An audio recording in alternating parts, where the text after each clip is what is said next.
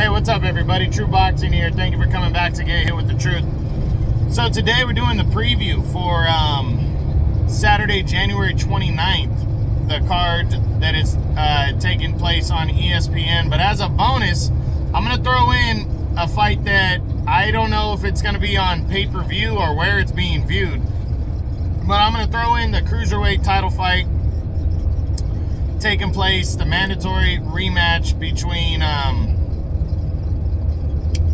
Ilunga Makabu, the reigning WBC Cruiserweight champion, as he takes on Tapiso Mushunu, and a rematch from a fight that took place, I think it was 6-7 years ago. They fought in 2015 or 2016, and what was a great back and forth encounter that Tapiso was actually winning on 1 or 2 scorecards. I know that, heading into the 11th round before Makabu knocked him out.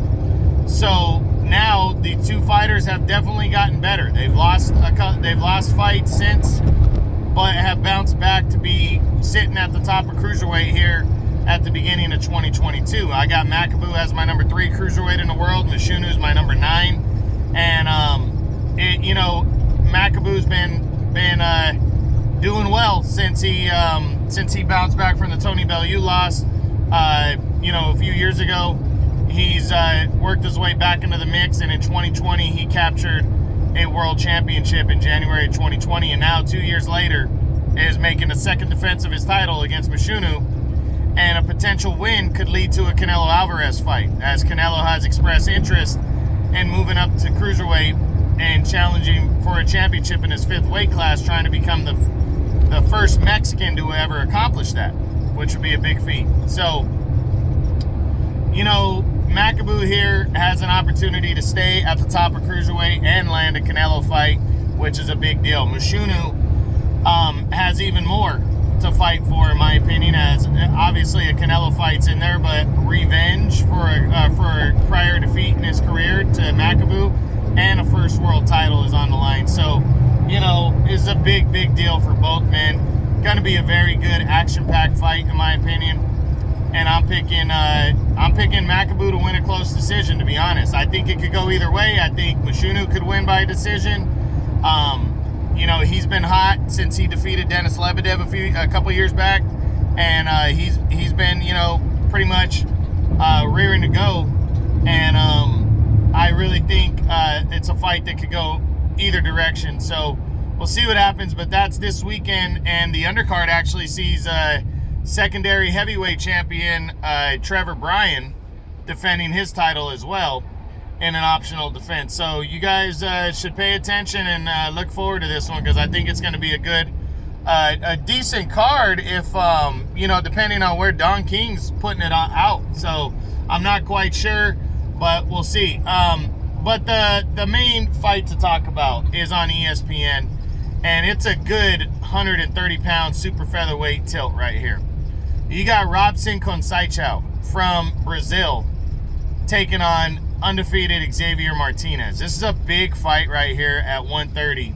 Winner definitely locks up a top 10 spot. I think a win for Conceicao puts him in the top 5.